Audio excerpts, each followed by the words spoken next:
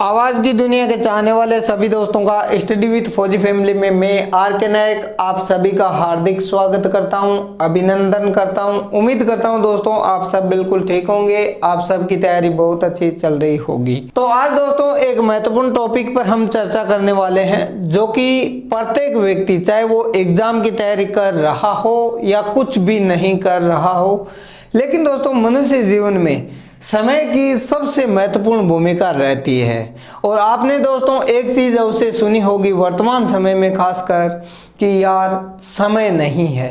समय क्यों नहीं है? कहाँ चला गया आपका समय? आप ऐसा क्यों बोलते हो कि मेरे पास समय नहीं है? इसका मतलब क्या है दोस्तों?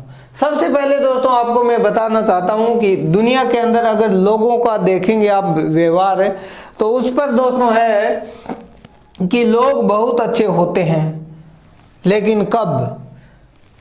अगर आपका वक्त अच्छा हो तो। यानी दोस्तों जब आपका वक्त अच्छा होता है तो आपके लिए पूरी दुनिया यानी लोग बहुत अच्छे हैं। लेकिन दोस्तों इस वक्त को अच्छा बनाने के लिए आपको क्या करना होगा? इस समय का सही प्रकार सदुपयोग करना होगा। यानी दोस्तों आपका जो टाइम मैनेजमेंट है वो बहुत ही ज़बरदस्त तरीके का होना चाहिए। जब दोस्तों आप समय की कदर करेंगे, समय का सदुपयोग करेंगे, तो समय आपको एक ऐसे मुकाम पर ले जाएगा जहां से दोस्तों आपको हर तरह का सम्मान भी मिलेगा और आपको सफलता भी मिलेगी। यानी दोस्तों समय का सही तरीके से सदुपयोग करेगा, जिसने जीवन का जो महत्वपूर्ण गणित है दोस्तों समय का सदुपयोग, उसका अगर सही तरीके से सदुपयोग किया तो उसको सफलता जरूर मिलती है। अब दोस्तों अगर आप किसी भी एग्जाम की तैयारी कर रहे हैं तो सबसे पहले दोस्तों आपने आज तक यानी अब तक पता नहीं कितनी बार टाइम टेबल बनाया होगा, ये मुझे पता नहीं है, लेकिन दोस्तों आप कमेंट बॉक्स में अगर कुछ लिखेंगे अपने विचार तो मुझे शायद पता चल जाए। लेकिन आपके दिल की बात को मैं ज़रूर समझ सकता हूं कि आप टाइम टेबल बनाते हैं और कुछ समय तक हो सकता है 1 महीने 2 महीने या कुछ दिनों तक आपने उसको फॉलो भी किया, लेकिन उसके बाद में धीरे धीरे वो निरंतरता गायब हो जाती है। क्यों गायब होती है? अब दोस्तों मैं आपको एक चीज़ बताना चाहता हूँ कि जो भी व्यक्ति सफल होता है, चाहे वो एग्जाम किसी भी प्रकार का एग्जाम हो या फिर किसी भी एग्जाम के टॉपर को देखिए आप, और एक व्यक्ति उस एग्जाम को क्लियर नहीं कर पाता है, फेल हो जाता है। क्या रीजन होता है? सभी के पास में समय सिर्फ इतना है। यानी दोस्तों इससे न तो ज़्यादा है किसी के पास समय 24 घंटे से, और न इससे किसी के पास समय कम है। अगर कोई व्यक्ति बोल रहा है कि मेरे पास समय नहीं है, क्या आप मुझे कमेंट बॉक्स में बता सकते हैं कि आपके पास में 24 घंटे की जगह 20 घंटे है? आप गरीब हो या आप अमीर हो ये मायने नहीं रखता। लेकिन दोस्तों आपको मैं एक चीज़ ज़रूर बताना चाहता हूँ कि ये जो समय है 24 घंटे सबके पास समान है। इसका सदुपयोग कैसे करना है? अगर आपने सही तरीके से सदुपयोग कर लिया तो जीवन में कभी भी आप ये शिकायत नहीं करोगे किसी से भी कि मेरे पास समय नहीं है। अब दोस्तों आपको इसका सदुपयोग कैसे करना है? सबसे पहले दोस्तों जो स्टूडेंट है, चाहे वो किसी भी एग्जाम की तैयारी कर रहा है, एग्जाम का हो सकता है डेट आगे पीछे हो या फिर डेट अभी कंफर्म भी ना हो, लेकिन आप जिस एग्जाम की तैयारी कर रहे हैं उस एग्जाम का सिलेबस आपके पास में जरूर होगा। यानी आपके सिलेबस में कौन कौन से टॉपिक है, कौन कौन से विषय है, ये तो आपको जरूर मालूम होगा, ये मैं मानता हूं। लेकिन दोस्तों आपको आज क्या करना है? जिस दिन ये वीडियो आप तक पहुंच रहा है उसी दिन एक तो इस प्रकार की दोस्तों आपको क्या करना है? सारणी बना लेनी है। यानी इस प्रकार का चार्ट बना लेना है, और एक इस प्रकार का जिसमें आपको ये गिनती लिखनी है। तो दोस्तों आपको एक तो इस प्रकार का चार्ट बनाना है और एक इस प्रकार का चार्ट बनाना है जिसमें ये गिनती लिख देनी है आपको। अब दोस्तों मैंने यहाँ पर गिनती जो लिखी है वो इसलिए लिखी है कि अभी 2021 आने में मात्र 21 दिन बाकी है। हो सकता है ये वीडियो आप तक पहुँचते पहुँचते ये समय, ये अंतराल और अधिक कम हो जाए। हो सकता है ये वीडियो 2021 के भी 21 दिन बाद आप तक पहुंच रहा हो। आपके पास कभी भी पहुंचे ये मायने नहीं रखता, लेकिन दोस्तों आपको जिस दिन ये वीडियो पहुंच गया, इसी प्रकार का अपने पास में जो भी नोटबुक है उसमें नोट कर लेना है। और करना क्या है, जैसे दोस्तों 4 महत्वपूर्ण स्तंभ बताए थे मैंने आपको, राजनीति विज्ञान, हिस्ट्री, ज्योग्राफी और इकोनॉमिक्स, ये 4 महत्वपूर्ण स्तंभ है। किसी भी परीक्षा में दोस्तों लगभग इन 4 सब्जेक्ट से संबंधित क्वेश्चन पूछे जाते हैं। 5वें में दोस्तों आगे आप बढ़ेंगे तो मैथ, रीजनिंग, साइंस आएगी दोस्तों, और बाकी दोस्तों इंग्लिश वगैरह है। करंट अफेयर इन्हीं के इर्द गिर्द घूमता है। मतलब दोस्तों आपका जो सिलेबस है वो आपको फिक्स करना है कि मुझे इतने दिनों के अंदर इसको कवर करना है।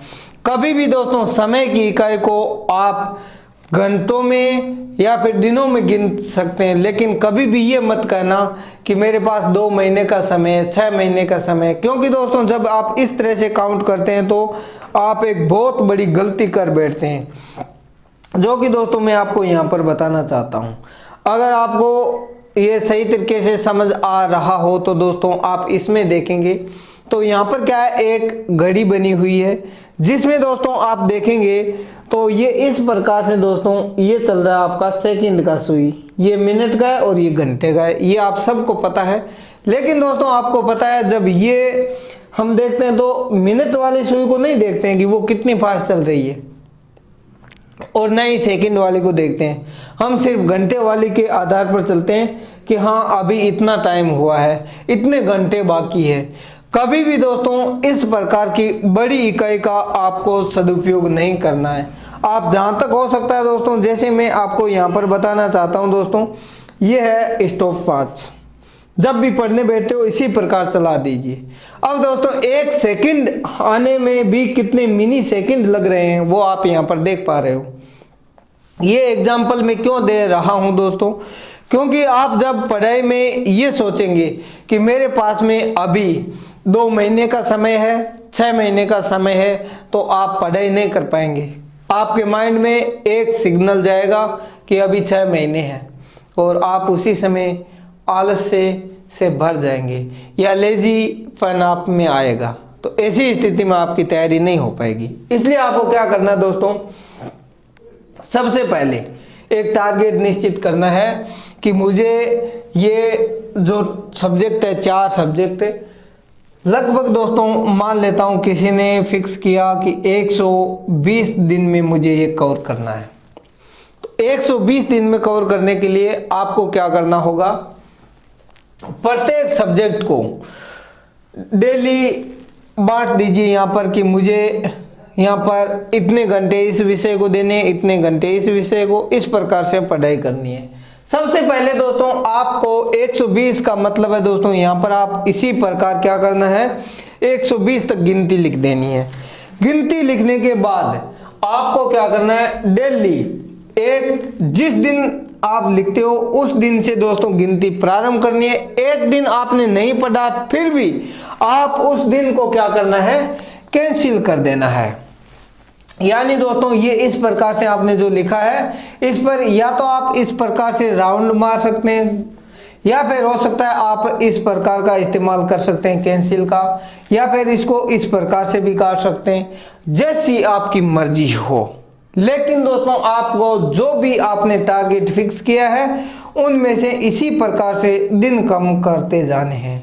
यानी दोस्तों आपको ये करना है कि इससे क्या होगा, जैसे मान लो आप लगातार यहाँ पर 7 दिन तक आपने टाइम को अच्छे से फॉलो किया, अच्छे से पढ़ लिए, आपको पता चल गया कि मैंने जो टारगेट निर्धारित किया था उनमें से 7 दिन कम हो गए हैं।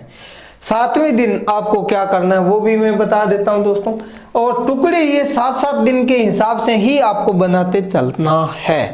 अब क्या करना है आपको, सबसे पहले दोस्तों ये जरूरी नहीं है कि आपके पास में वीडियो सोमवार को पहुंचे, हो सकता है आपके पास मंगलवार को पहुंचे, हो सकता है बुधवार को पहुंचे, हो सकता है किसी के पास गुरुवार को पहुंच रहा होगा ये मेरा वीडियो, हो सकता है किसी के पास शुक्रवार, शनिवार या इतवार यानी रविवार को। अब दोस्तों आपको क्या करना है, कभी भी, अब जैसे मैंने बताया यहाँ पर 21 दिन 6 से 2021 में। अब दोस्तों आप क्या करते हैं, ज़्यादातर जो स्टूडेंट लाइफ में गलती होती है, हम क्या करते हैं, चलो 1 जनवरी से पढ़ाई शुरू करते हैं, या फिर कोई मतलब ऐसा दिन तय करते हैं कि यार इस दिन से पढ़ाई शुरू करेंगे। क्यों भाई, ऐसा बिल्कुल नहीं होना चाहिए। आप जिस समय ये वीडियो देख रहे हैं उसी समय आपको अपना जो भी टारगेट है आपने फिक्स कर रखा होगा कि मुझे क्या बनना है। अब दोस्तों ऐसी स्थिति में आप इस प्रकार से अपने दिन को काउंट कर लीजिए और उसके बाद आपको क्या करना है, इसी सिलेबस को इतने दिन में कवर करने के लिए प्रतिदिन आपको कितना पढ़ना होगा, तब आपको क्या है दोस्तों आप निश्चित कर सकते हैं। हो सकता है कोई विद्यार्थी के पास में 5 घंटे डेली मिल रहा हो पढ़ने के लिए, किसी के पास 6 घंटे, किसी को 8 घंटे और किसी को हो सकता है 10 घंटे मिल रहे होंगे। अब दोस्तों अगर आप लगातार इस प्रकार से तैयारी करते हैं तो ये 5 घंटे सफिशिएंट है। अगर आप लगातार, जब तक दोस्तों ये टारगेट हासिल नहीं होता तब तक आपका एक भी दिन मिस नहीं होना चाहिए। अगर दोस्तों मान लीजिए सोमवार के दिन आपने ये वीडियो देखा और सोमवार से आपने पढ़ना प्रारंभ कर दिया, जिस दिन आप देखते हो पढ़ते हो, आपका जो टाइम है वो दोस्तों इन्हीं 7 दिन के अंदर आना चाहिए। आपको क्या करना है, लगातार 6 दिन तक। अब दोस्तों मैं यहाँ पर नंबर डाल देता हूँ, बाकी नंबर आप अपने हिसाब से डाल लेना। यहाँ पर हो सकता है आपको अच्छा लगे, ठीक है मंगलवार से शुरू कर रहे हो तो आप मंगलवार को एक दिन मान सकते हो, लेकिन मैं यहाँ पर सोमवार से लिख देता हूँ दोस्तों। यहाँ पर 1, 2 और 3, 4, 5 और ये 6 दिन तक लगातार दोस्तों आपको क्या करना है, पढ़ाई करनी है। पढ़ने के बाद 6 दिन में आपने जो भी पढ़ा है उसको 7वें दिन रिवीजन करना है रविवार को। अब दोस्तों ये तो रहा एक महत्वपूर्ण टाइम टेबल। अब ये दोस्तों आप ऐसा कर सकते हैं, रिवीजन वाला जो दिन है इसमें आप एक काम और भी कर सकते हैं। अगर आपको एक निश्चित समय में सफलता प्राप्त करनी है तब तो दोस्तों आपको यही टाइम टेबल फॉलो करना होगा। 6 दिन पढ़ना, 7वें दिन रिवीजन करना। 7वें दिन जितना आपने 6 दिन में पढ़ा है पूरे को रिवीजन करना जरूरी है, क्योंकि रिवीजन जब तक नहीं करेंगे दोस्तों सफलता नहीं मिलेगी। इस दुनिया के अंदर दोस्तों आपने देखे होंगे, हो सकता है 1 तारीख से दूसरी तारीख आने में, यानी दोस्तों 1 जनवरी से अगर अगले साल की 1 जनवरी तक पहुंचेंगे आप तो 1 साल का गैप आ जाता है।